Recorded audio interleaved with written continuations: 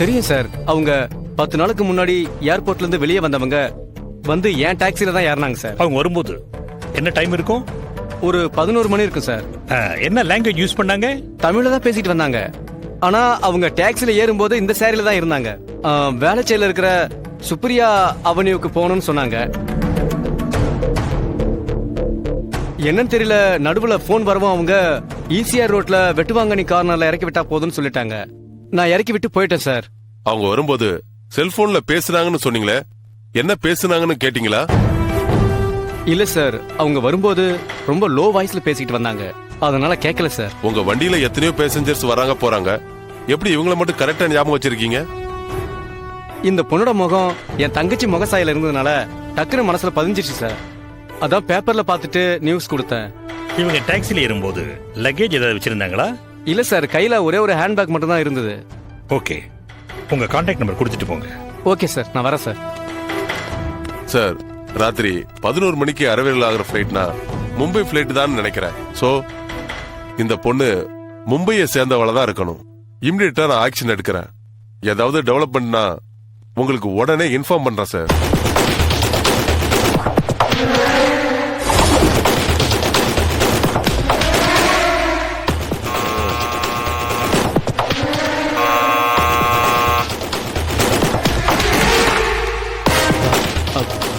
வாங்க சார்.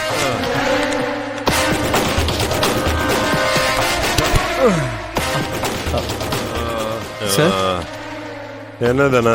ஆபீஸ்க்கு போலையா சார்? இல்ல போல. இன்னைக்கு ஏதோ முக்கியமான மீட்டிங் இருக்கு, வெளியில இருந்து ஆட்கள்லாம் வராங்கன்னு சொன்னீங்க. ஆமா ஆமா, என்ன பண்றது, ஆபீஸ்ல நிம்மதியா உட்கார முடியல. அந்த ராட்சஸ் என்னன்னா ஒரிஜினல் வீடியோ கொடுத்துருன்னா திமிரா பேசுற. எங்கேயாவது டிரான்ஸ்ஃபர் ஆகி போய்த்தாலும் எவனோ ஒருத்தன் போன்ல கேவலமா பேசுறான்.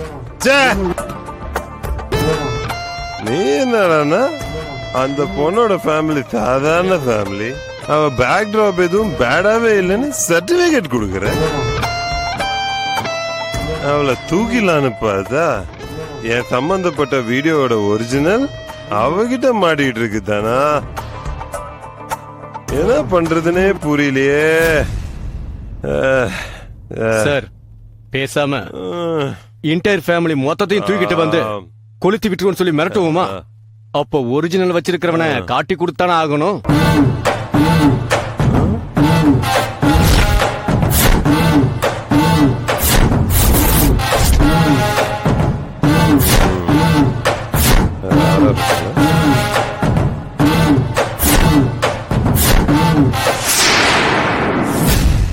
துணிஞ்சுதான் ஆகணும் தானா? அவ உண்மையிலே என்னை பத்தி தெரிஞ்சுக்கிட்டு தான் பண்றாளா, இல்ல அவ பின்னாடி இருந்து யாரோ சொல்லி கொடுத்து அவ இதெல்லாம் செய்யறாளான்னு தெரியணும். அதுக்கு ஒரு விஷயம் நீ பண்ணியே ஆகணும். சொல்லுங்க சார்.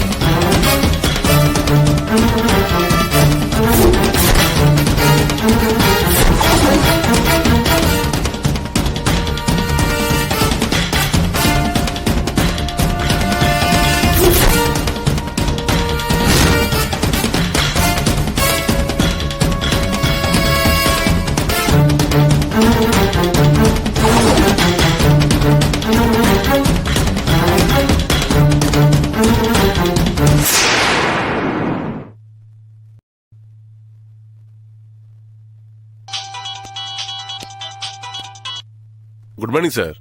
Good morning. ஏதாவது டெவலப்மெண்ட் தெரிஞ்சதா வர்கீஸ்?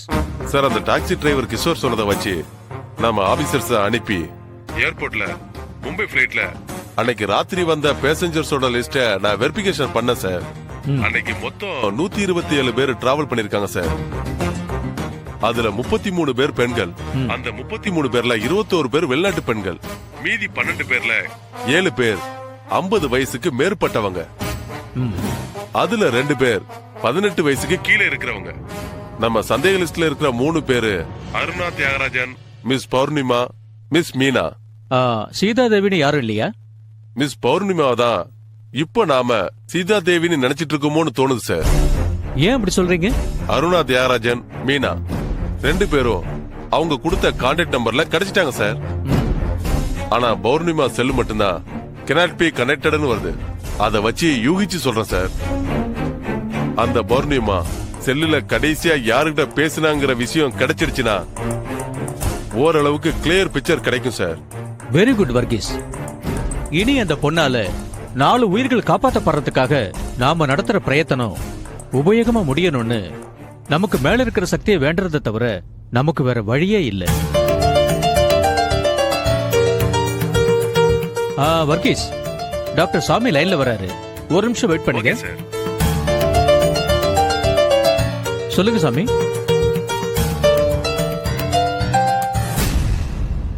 வாட்? சரி, நான் இப்பவே புறப்படுறேன்.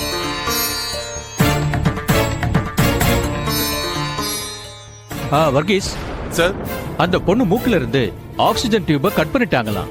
ஓ my God. She is dead now. Sir, நான் உடனே ஹாஸ்பிட்டலுக்கு வரேன் சார். ஓகே வர்கீஸ், நானும் வரேன். Yes sir.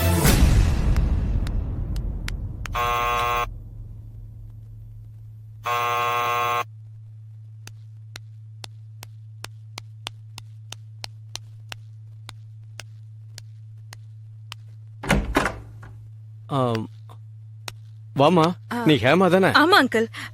நீங்க? நான் தீபாவோட அப்பா அம்மா. ஓ, தீபாக்கு என்னாச்சு? ஒரே வாமிட்மா, உடம்பு சரியில்லை, மேல இருக்கா, போய் பாரு. நான் ஓகே டேப்லெட்ஸ் வாங்கிட்டு வரேம்மா.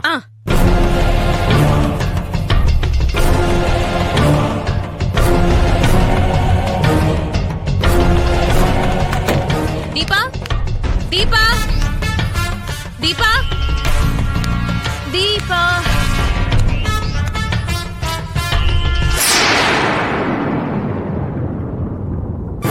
தீபா, எங்க காணோம்? சார், கூட படிக்கிற பொண்ணு லீவுன்னு தெரிஞ்ச உடனேயே அவளுக்கு உடம்பு சரியில்லைங்கிற மாதிரி ஒரு பொய்ய சொல்லி அந்த ஹேமாவை நம்ம இடத்துக்கு வர சொல்லிட்டேன். இனிமே நீங்க தைரியமா உங்க விஷயத்தை தொடங்கலாம்.